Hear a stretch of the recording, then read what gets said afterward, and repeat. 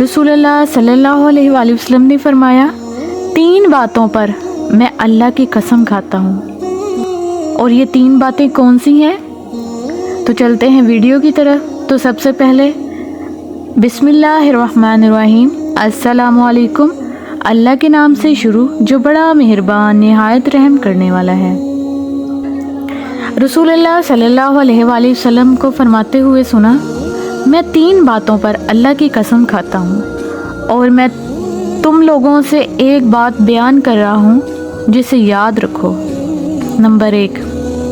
کسی بندے کے مال میں صدقہ دینے سے کوئی کمی نہیں آتی، یعنی کہ اللہ پاک نے اس کو اتنا مال دیا ہے یا اس کے پاس مال ہے تو وہ اپنے مال سے صدقہ دے، لوگوں میں خیرات کرے، تو آپ صلی اللہ علیہ وآلہ وسلم نے کیا فرمایا؟ اس میں کمی نہیں آتی۔ نمبر 2، اور کسی بندے پر کسی قسم کا ظلم ہو اور وہ اس پر صبر کرے تو اللہ تعالیٰ اس کی عزت کو بڑھا دیتا ہے۔ نمبر 3، اگر کوئی شخص پہننے کے لیے سوال کا دروازہ کھولتا ہے، یعنی جو آدمی لوگوں کے سامنے ہاتھ پھیلانے لگے، اللہ تعالیٰ اس پر غربت کا دروازہ کھول دیتا ہے، یعنی لوگوں سے مانگنے لگ جائے تو اللہ تعالیٰ فقر و محتاجی کا دروازہ کھول دیتا ہے، یعنی وہ جتنا مرضی مانگ لے لوگوں سے، لیکن اس کی کبھی بھی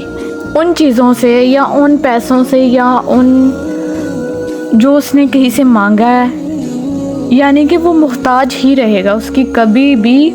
محتاجی ختم نہیں ہوگی۔ جو لوگوں سے ہاتھ پھیلاتا ہے، مانگتا ہے، مانگنے والے کی کبھی محتاجی ختم نہیں ہوگی، وہ جتنا مرضی اس کو ملتا رہے لیکن اس کی محتاجی ختم نہیں ہوگی۔ یہاں پھر تیسری بات یہ بھی ہے کہ تم لوگوں میں سے ایک بات بیان کر رہا ہوں، یاد رکھو یہ دنیا 4 قسم کے لوگوں کے لیے ہے۔ ایک بندہ وہ ہے جسے اللہ تبارک و تعالیٰ نے مال اور علم کی دولت دی، وہ اپنے رب سے اس مال کے کمانے اور خرچ کرنے میں ڈرتا ہے اور اس مال کے ذریعے صلہ رحمی کرتا ہے،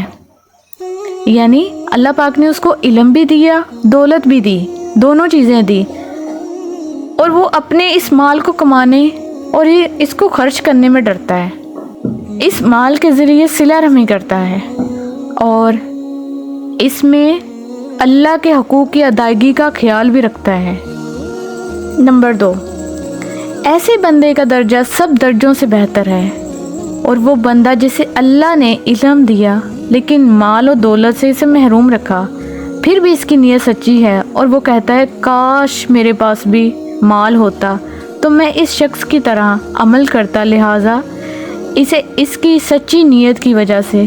پہلے شخص کی طرح اجر برابر ملے گا۔ اور ایک وہ بندہ ہے جسے اللہ نے مال و دولت سے نوازا لیکن اسے علم سے محروم رکھا، اور وہ اپنے مال میں غلط روش اختیار کرتا ہے،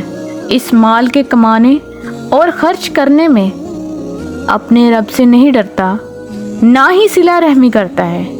اور نہ ہی اس مال میں اللہ کے حق کا خیال رکھتا ہے، تو ایسے شخص کا درجہ سب درجوں سے بدتر ہے۔ اور وہ بندہ جسے اللہ نے مال و دولت اور علم دونوں سے محروم رکھا، وہ کہتا ہے کاش میرے پاس مال ہوتا تو میں فلاں کی طرح میں بھی عمل کرتا، یعنی برے کام میں مال خرچ کرتا، تو اس کی نیت کا وبال اسے ملے گا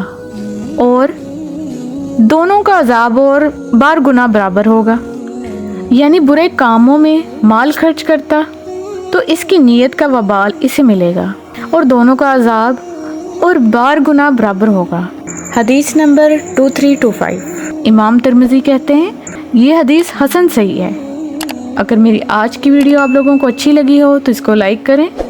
میرے چینل کو سبسکرائب کریں تاکہ میری ہر آنے والی ویڈیو آپ تک بآسانی پہنچ سکے۔